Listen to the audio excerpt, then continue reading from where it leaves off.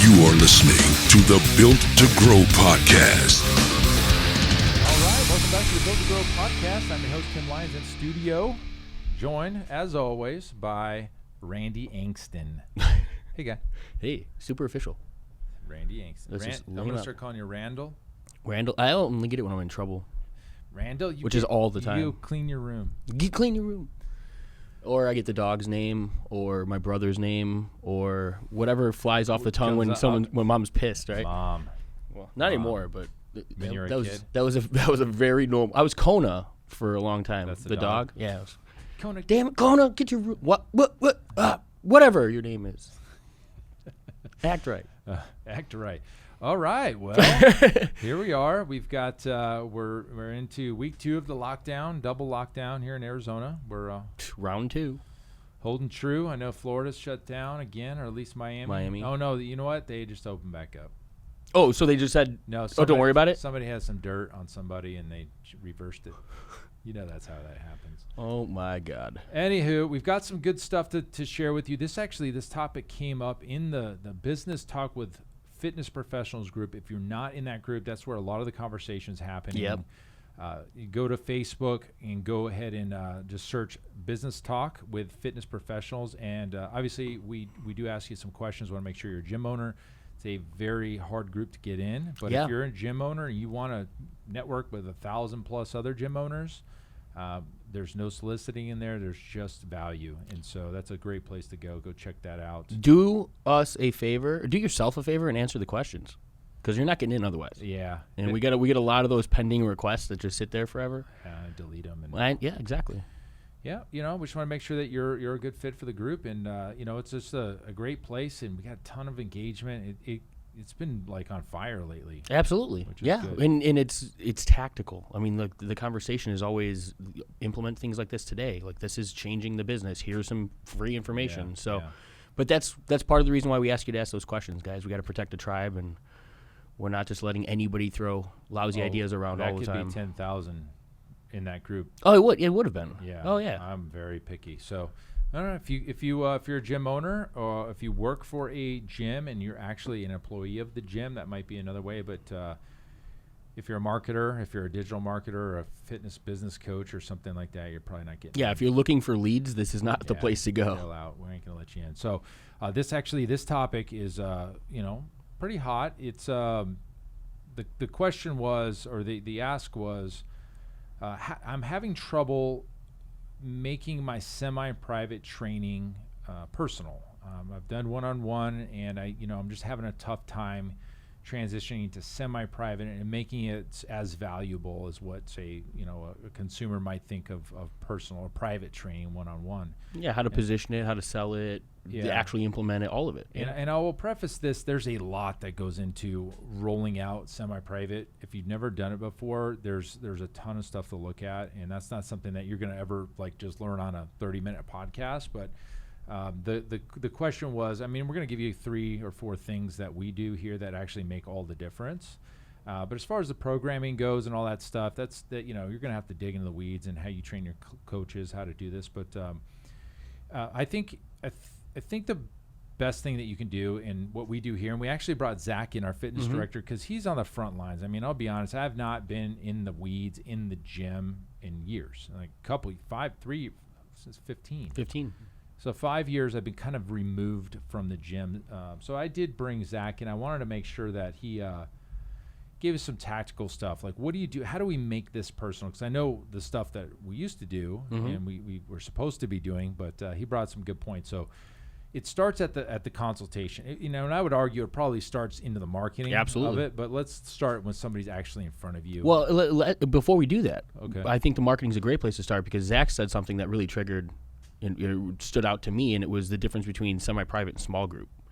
And I think that has to carry over into the marketing to kind of set up that initial consultation. And so this, the way Zach broke it down, just to get into that so we can elaborate on the conversation, was the difference of small group being everybody doing the same workout led by one person, as opposed to everybody doing individualized workouts with corrective cues coming from one single coach. So it was more like a one-on-one personal training experience with shared value or shared time. Yeah.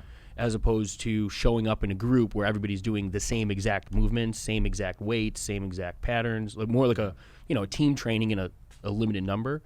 And so Zach made it very apparent that here at Pulse, it's semi-private training, not small group training. Yeah. So I think that prefaces, the actual consultation, because if they don't understand that going into it, yeah. So that's where I was going in the consultation is those two terms get interchanged pretty in the industry. Oh yeah. It's like, oh, we do small group training. Oh, we do semi-private personal training or semi-private training. That's generally assumed they're the same thing. Mm-hmm. And what Zach does and what you should do in your consultations is really draw a line, and you can almost do it in a graphic if you wanted to. Mm-hmm. We don't do small group training here, Mrs. Johnson. What that is, it's always Mrs. It's always Mrs. Johnson. Mrs. Johnson. We don't do small group training here. What small group training is everybody doing the same workout, and it's just led by one coach. We do semi-private training here, and what that is you're going to be on your own program. You're going to be with the same coach as maybe a few other people, but they're also on their own program. And that's what makes it personal to you. And that's really where it starts, is the definition of how you present what you do in your facility. And I think that really makes a lot of sense because, especially if they're coming from a large group training facility and you're saying we're doing that just in smaller groups, it really isn't that valuable. Oh, yeah. I mean, there's a ton of it. I mean, when you talk about just like the awareness, the perception, I mean, it sounds goofy. To us in the industry, like you said, everybody interchanges the terms and things like that. But when you have something that you can back it up with, now it's not just semantics. Now it explains something to the individual that, is going to be paying for that service. And I think that when you can articulate the difference, now you have their buy-in. Now you can actually position that person's on your team with the understanding of, oh, I'm actually getting something that is more like one-on-one personal training, and that's where the value and all of that can follow. But you're setting that awareness, you're setting that expectation in that from the consumer's eyes that this is what you're receiving. It's not this, and that's change of belief is what starts to lead to that sale. And that's that's as important as all of this. So what we're going to talk about is how you present it. And the next thing I would tell you is the workouts themselves. They should be done diligently. You shouldn't just do a workout of the day or a WOD. You heard CrossFit say WOD, and it goes up on the wall, and everybody's doing that same thing. Oh, well, we scale it up or down, but it's not really. It's just a group workout. Yeah. That's really what it is. Yeah. And that would be more in line with maybe our team training or our boot camps. Like we interchange those two words quite a bit, but like large group training might just be even more people doing the same workout. Whereas in our semi-private training, you got your own workout. You're on your own path, and you've got your own goals and your like scales and up and down. And so that and then once you get into the training itself, this is another thing that really will set the bar different. So once you've got clients actually in semi-private training, you've got them in the groups and you're training together, it really to customize the experience to that particular individual, the coach needs to know the goals of each person. Yes, and that was a big part of what Zach was talking about. You need to know that this person just wants to feel better, and you need to know that this other person wants to lose 15 pounds. And you also want to know that person 3's got a bad hip, and you also need to know that this client, everything's great, they just want to work on glutes. How do you do that? Well, we do it through communication of our coaches cards, and we've got a system here. And if you're in our private client coaching group, you get access to the stuff. And we've got a template that we use that has all the notes that carries from coach to coach to coach. Because one of the biggest things in our model is that every client can train with any coach. They may gravitate towards a coach, or if they're going to come in at 9 a.m. on every day, that's going to be the same coach, but that doesn't mean they can't train with anybody else. Yep. And what that does, guys, from a business model standpoint, it does several things, but the flexibility of your schedule now opens up to the entire day. So that client really doesn't have an excuse. Oh, I can't make it in at 5 p.m. No problem. Get you at 3, 2, 8 a.m. What do you want to do, 5? Yep. So that's off the table, because that's always like an objection is like, I don't have the time. You don't have from 5 a.m. in the morning till 8 at night. You don't have. Can't find 1 hour. 1 hour, not even one. No, Not even one letter? Not one letter. And so that alone says, okay, no, our clients are scheduling the time. The coach doesn't matter who it is, because the program typically is designed in most models that we coach is from the fitness director. If you're bigger, you might have a fitness director and a program director, and the program director might be the person writing the workouts. And so that's another thing that you don't really think about. Each coach, they don't have the, I guess, flexibility to write their own workouts or the challenge. Or the challenge. You know what I mean? Because a lot of times program design can be the whole topic of the conversation, right? That can be a big aspect for a business. I mean, all the time. I mean, there's reasons why Alloy, succeeded and had that place in the marketplace. I mean, people need advice. Zach said something that was interesting too, and he goes, even with one-on-one personal training, he goes, it's not like that trainer more often than not, for most situations, training the general population is going and customizing every single movement and routine specific for that one client. No, they've got an array of workouts, and they're putting together a workout, and then they're just tailoring it to that individual. And that's obviously scalable in this semi-private model. And so the work that goes along with program design is not also their responsibility, which can be a beautiful thing. The trainers can facilitate it as opposed to having to worry about coming up with it all. And we can actually do this on our next episode of what the roles of the staff would be. And I think that's a really good, actually came up in the group too, how to staff it and what the roles and duties would be. We'll do that on the next show, so stay tuned for that. But yeah, the programming coming from the coach or from the gym, you can basically standardize the customer experience. And that's really what it comes down to. We drive that home. Every client's getting the same experience no matter what coach they're with. And that's very important because we've all seen it done. And in fact, if we go way back to when we first opened, we had 5 different independent coaches all training 5 different ways. And there was no culture and there was no belief system. Or brand loyalty. Yeah, it was really wild. That this still happens today where they've got 5 coaches out there and they're all training their clients the way that coach wants to, and then if that coach leaves, they're taking that client. They're the clients. The coach might not take the client, but the client is going to go gravitate. I want to go train with the coach that just left, and they're going to leave anyway. And they're going to leave. Yeah, they feel, because that's where the connection is, right? If this is the person that's controlling their results, not the studio or the brand as a whole. Obviously, I'm just going to go with that coach. Yeah, that's the person that provided me with the results, regardless of where the workout came from them. It didn't come from the facility or the brand. And that's very important. I would stress, I can't stress this enough. You got to have your own programming that's coming from the facility and not each individual coach. You just have to. In this day and age, you got to protect yourself as the business owner. You got to protect the business and the culture. Okay. One more big thing that I need to mention is in the workouts themselves, and let's just say, in ours here we're doing 6-to-1, but you might be a 3-to-1, 3 clients to 1 coach or 4 clients to 1 coach. I'll tell you, when we first did this, I don't recommend anybody jumping right to 6. I just don't. We crumble. When we first launched semi-private training, again, this is 2010, 10 years, 11 years, almost 10 years of doing semi-private training. When we first launched it, it was, let's do 3 clients. We were only doing one-on-one. Let's go to 3. And we did okay. We did really good.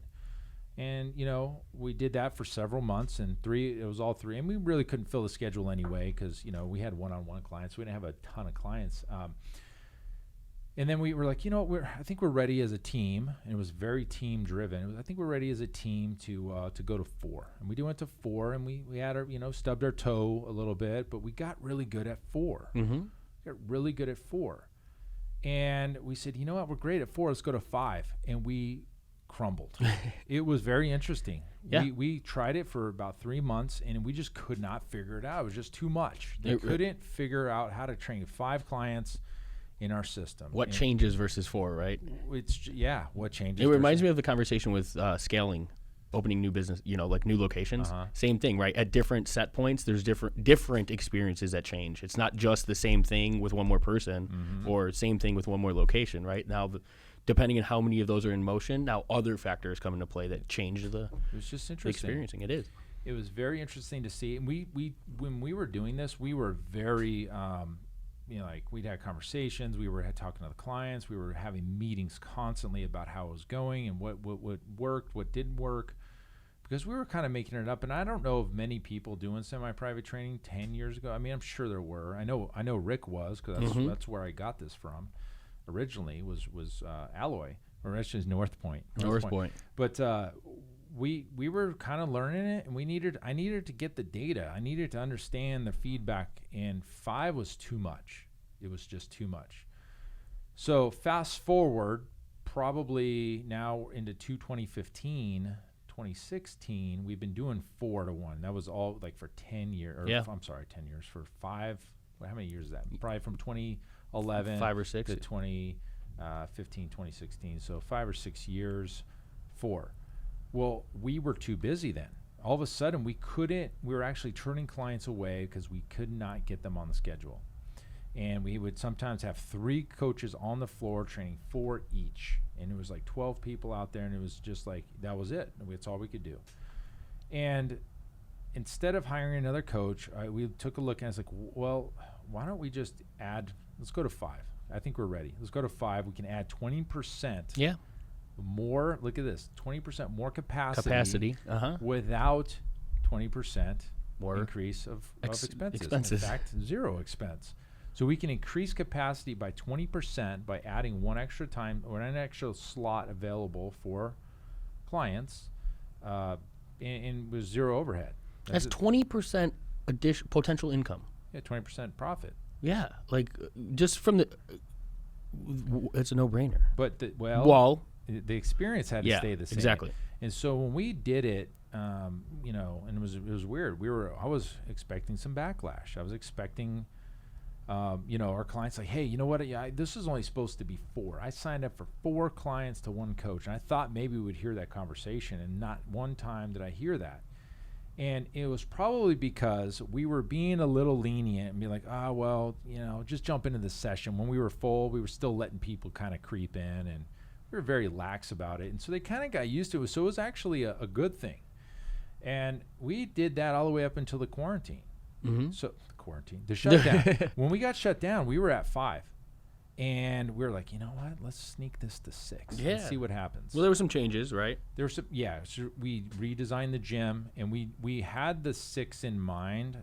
Even when we were doing 4, we were thinking, man, if we can get this to 6. But we just couldn't figure out. So we redesigned the gym so we could have like 2 halves of the gym with 6 available on each side, and the equipment had to be there and all this kind of stuff. Yeah, so, I mean, there's a lot of things like the sight lines, making sure that a coach could keep an eye on 6. I mean, just even walking in. I mean, I could see, some of the thought behind the layout and stuff like that. And so we went to 6 without really saying much, and that's where we're going to stay there. Mm-hmm. And 6 clients to 1 coach, it makes it a very profitable hour. Again, we can have the same amount of staff training 6 as we did with training 4.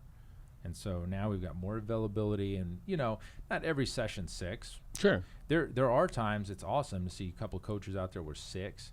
So now we have 2 coaches training 12 versus 3 coaches training 12 when we were doing 4. Mm-hmm. So it's very, very cool. But I would definitely not recommend going right to 6. I would start with 3. Start with 3. If you're not done this before, go to 3, and just make it known that we're gonna just test this out, and we're gonna go a couple months at 3, and make sure your coaches are delivering the experience, because you have to have a quality coach in there. Oh, absolutely. It's not like boot camp. It's not like team training where everybody's doing the same thing. So you've got program cards, and you got to start to know these clients, and it's like the injuries, and you've got to. Our big thing is our team comes in at the beginning of every work day, and they pull their coaches cards for everybody on their schedule, and they review them from the last time. Now, obviously, if you're the coach that trained them last, you already know what's on there, but we have a requirement to come pull the cards, make sure everybody's like there's no new notes or somebody didn't get injured or something like that. It's all written on the cards. And we basically train the clients to their own programs, and we train the clients, and we bring the goals into the workouts. There you go. This is where I was going. Yep. This is the full circle now. If Melissa, who's training at 9 a.m., is really concerned about getting fuller, bigger glutes. This is a big thing for women. They want glutes. They want their ass to look good. I mean, it's, can't blame Who's them. mad about that? Nobody's upset. So does her workout change for glutes? It could. We could add some different glute workout. But when we do the kettlebell swing or the stiff leg deadlift or whatever we're working on, we make sure to approach that client and say, this movement's going to get you those glutes that you were talking about. Yeah, you're stoking that reticular activating system in them. That's the awareness that happens like when you go to buy a car and then everybody has a damn car. Yep. It's all you need is perception to shine the light on what, you raise that awareness in that area. Yeah. And now all that client's going to be thinking about is, oh, that workout trained my glutes so well. Yep. And now they're sore. They feel like Of course, glutes, right? and The whole, everything the rest falls of into their place. day, Yeah. the next 2 days with DOMs, right? So that's how you make it personal. Mm-hmm. You've got the individual workouts. They're just sharing the time with the coach, and you're bringing up the goals into the workout. And you're just explaining. It's education. They may do that deadlift and not think twice, but as soon as you say, hey, this is for your glutes that we were talking about, sure, they're going to do all the rest of the work. Yeah. And let's just say this happens too, because this does happen. We call it emotional work. So you've got the whole core of the workout done, and there's 10 minutes left.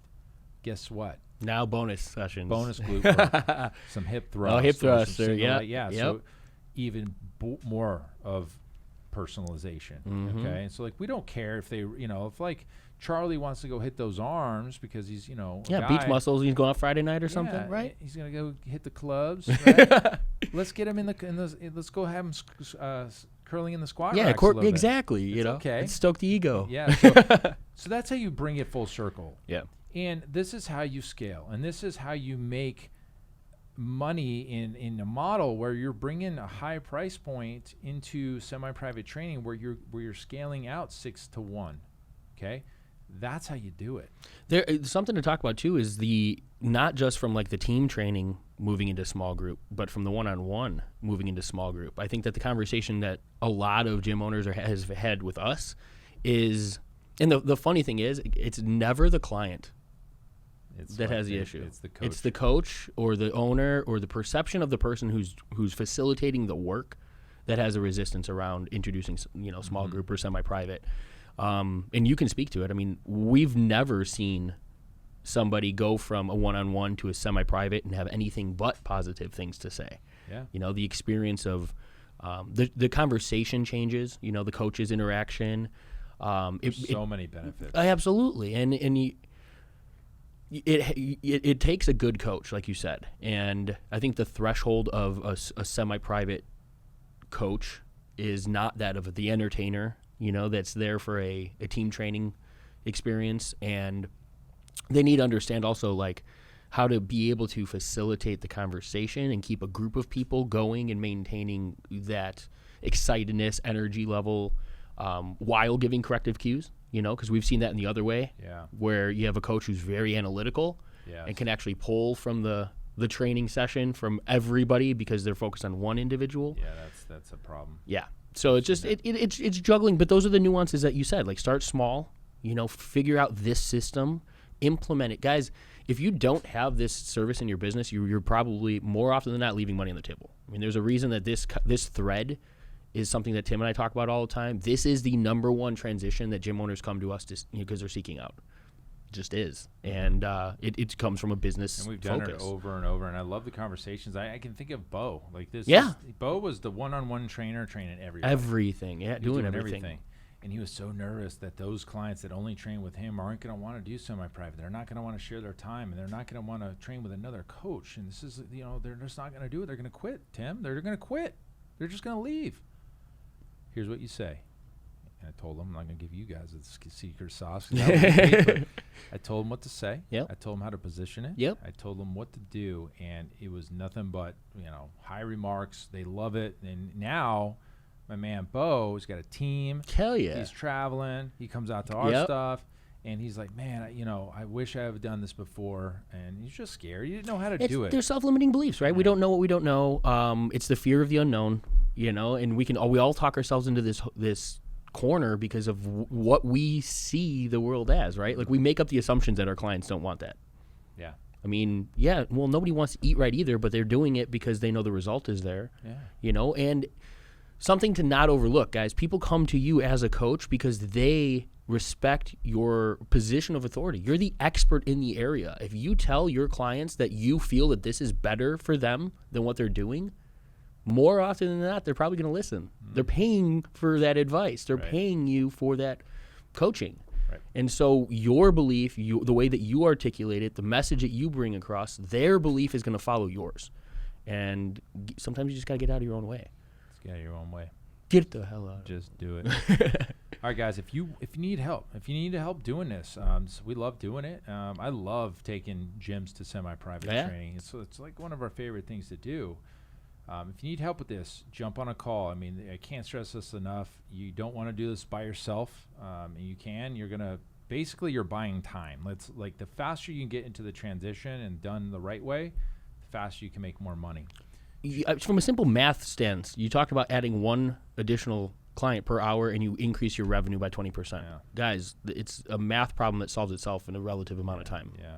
Well, you increase capacity. You have the ability to grow revenue by 20%, but you increase the capacity and now you don't need any more coaches, and that's the key. You're not bringing on additional expense. We're controlling the expenses while opening up opportunity. Net profit. So jump on a call, pfmarketingsolutions.com/call. Jump on with Randy. There's going to be a little opt-in form. So this is the way it works, just so you're clear. You go to that website, there's going to be several choices. You're going to pick private client coaching. You're going to book a time. After you book a time, there's going to be a little questionnaire, and we just need this. We need to know this information and think about these answers. Don't just lob it in there. Randy's going to call you at that time, and you're going to go over your business, and he's going to give you some advice. He's going to give you some, we're going to identify and get really clear on how to solve the problem or what your problem is. You may be stuck at some certain spot in your business, and you don't really know. Or maybe it's the other way where I am stuck and you know that you need to go semi-private training. We're going to have that conversation and how that works. And if we're a good fit for you and you're a good fit for us, then we're going to give you an offer. And the offer is going to be for our private client coaching. It's not cheap. It's 8 weeks, but you get full access to us. And so just be prepared. It's it's typically $15,000 to do this program. Now you're going to get an offer on that call to save a lot of money to go ahead and take action, because we like action takers. So you won't pay $15,000 if you take action. And that's the big part of it, right? Part of us working. A little bit of a test. It is, absolutely. I mean, if we're going to give everybody our all. And if we're going to lock arms with you for 8 weeks, we want to make sure that you're willing to do the same. And the last thing that we're not going to be able to take you to success without you being able to do the work. Yeah. And so if you show us that you're ready and you want to run, we're going to run even harder. Yeah, really hard.